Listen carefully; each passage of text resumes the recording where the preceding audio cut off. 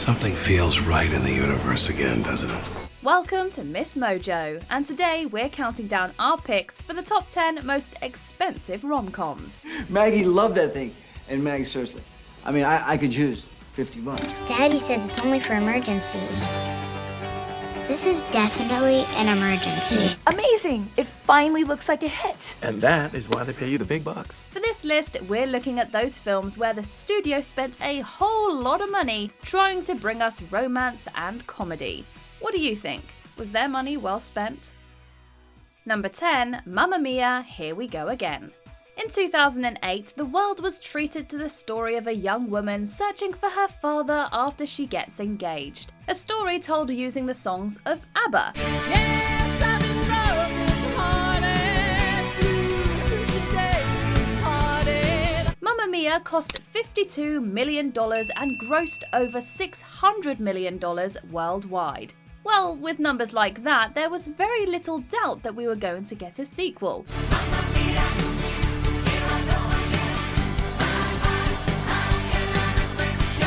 We did, 10 years later. Given the success of the first film, the studio felt confident upping the budget to $75 million for Mamma Mia, Here We Go Again. And while the sequel didn't do as well as the first film, the studio didn't need to send up an SOS, as Here We Go Again still managed to gross an impressive $395 million around the world. Smiling, having fun, feeling like a number one. Number 9, Just Go With It. Adam Sandler has made some great films and some iconic romantic comedies, but Just Go With It isn't one of them. Who wants to go to the beach? Me! Who wants to start drinking? Me! The film cost $80 million to produce and was a financial success, bringing in over $200 million worldwide. It also co-starred Jennifer Aniston and Nicole Kidman. Both of us here at this resort at the same time. Oh, I didn't know you came to places like this. And yet, it is one of those Sandler films that doesn't really get talked about much. When it does come up, the thing most people remember is Brooklyn Decker in a bikini. There was also some disagreement about the on-screen attraction between Sandler and Aniston. I just think you're a really nice person, and I really love spending time with you. While they won a Teen Choice Award for their chemistry, they were also nominated for a Golden Raspberry for Worst Screen Couple. Don't bail on me right now. that face at me. Number 8, Something's Gotta Give. A good rom-com doesn't have to star 20-something actors with perfect skin and six-pack abs. In case you don't believe us, check out Something's Gotta Give. I can handle it. I can totally handle it. I mean, well, I can handle it. The studio put $80 million into this film. That's a lot of money for any movie, particularly a rom-com, and especially one featuring lead actors in their 50s and 60s. I don't think I've ever had this effect on a woman before. And what effect do you think you're having on me? I don't quite recognize it. Even if those actors are two of the greats, Jack Nicholson and Diane Keaton. Well, the gamble paid off because the film was a big success and it saw both leads nominated for Golden Globes. Keaton was even nominated for a Best Actress Oscar, which doesn't happen often with rom-coms. You're not like anybody. Number 7, Bewitched. If you're going to spend $85 million on a romantic comedy, this one would have probably seemed like a pretty safe bet. You have huge stars Nicole Kidman and Will Ferrell, and you have one of the great rom-com writer-directors Nora Ephron at the helm. I don't know why we're doing this, but it's fun. This is the woman who wrote When Harry Met Sally, and wrote and directed You've Got Mail and Sleepless in Seattle, just to name a few. But you can't just wiggle your nose and make a good, successful film. I am through with just snapping my fingers and getting my way. No breakfast after 11. My absolutely last thing. Bewitched scored a 25% approval on Rotten Tomatoes, and after grossing just $63 million in North America, managed to bring in another $68 million around the world, eking out only a small profit. Isn't there a spell that can make you stop crying? No, darling, there isn't. Number 6, It's Complicated. Here we have another romantic comedy featuring actors over 50. You look good, Janie. Yeah. You do. We always do. And like Something's Gotta Give, we have writer-director Nancy Meyers behind the camera along with a pretty big budget. This time it was Meryl Streep, Alec Baldwin, Steve Martin, and $85 million. Hello, Jane. Hey.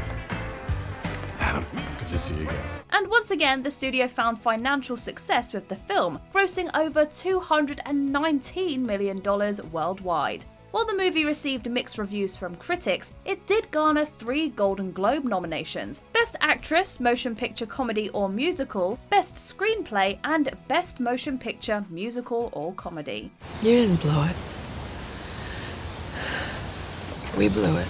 Number 5. Enchanted. Where did you send her?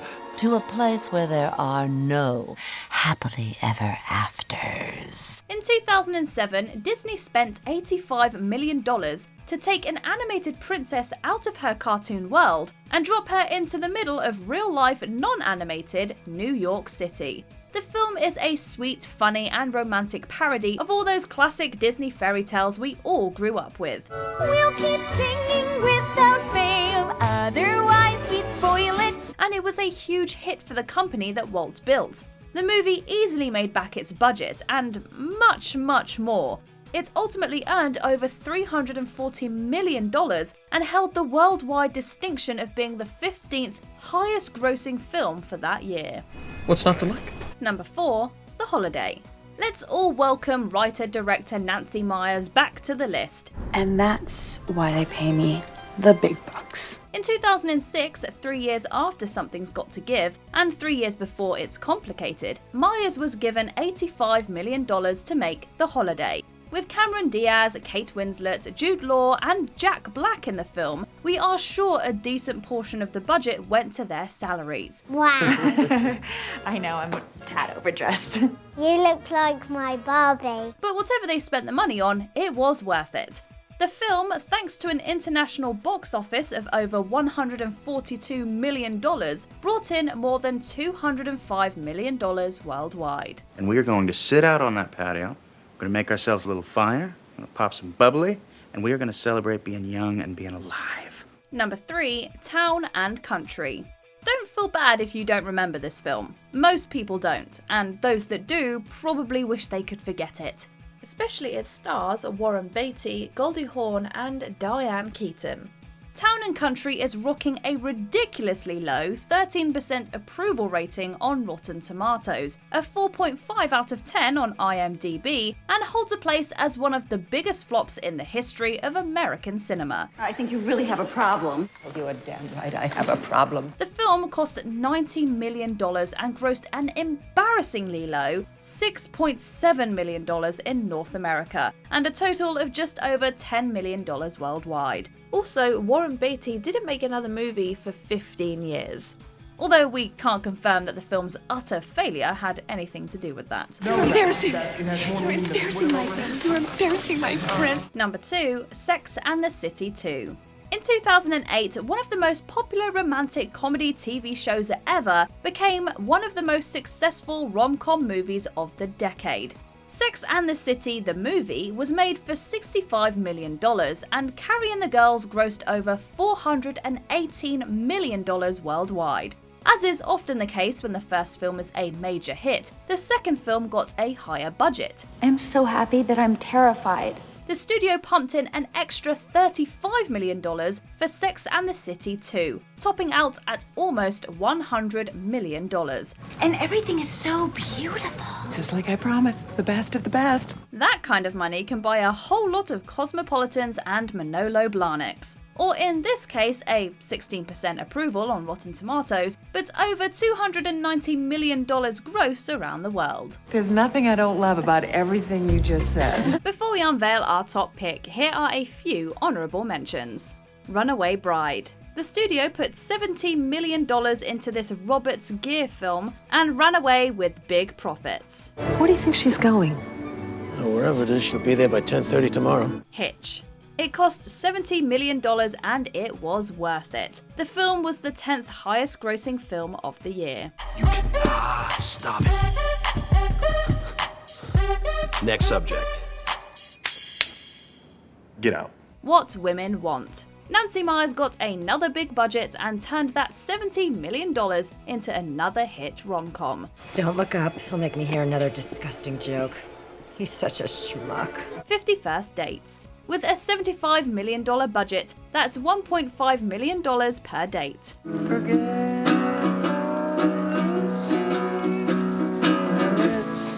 So damn juicy. How about another first kiss? Before we continue, be sure to subscribe to our channel and ring the bell to get notified about our latest videos. You have the option to be notified for occasional videos or all of them. If you're on your phone, make sure you go into your settings and switch on notifications. Number 1. How Do You Know? How Do You Know cost $120 million. When you're in something, you gotta give it everything you have, else what are you doing? To put that number into perspective, the first Iron Man movie came out 2 years earlier and had a budget of $140 million. So how does a rom-com without any superheroes cost that much? That's a great question. Yes. I'd say figure out what you want and learn how to ask for it. Well, the salaries of the director James L. Brooks and the main actors Reese Witherspoon, Jack Nicholson, Owen Wilson, and Paul Rudd made up $50 million of that budget. And according to The Hollywood Reporter, the high cost can also be explained because of the time Brooks devoted to production and post-production and his decision to reshoot the beginning and end of the movie. And we're all just one small adjustment away from making our lives work. Unfortunately, the reshoots didn't help, and the film was a major flop. Do you agree with our picks? Check out this other recent clip from MsMojo. And be sure to subscribe and ring the bell to be notified about our latest videos.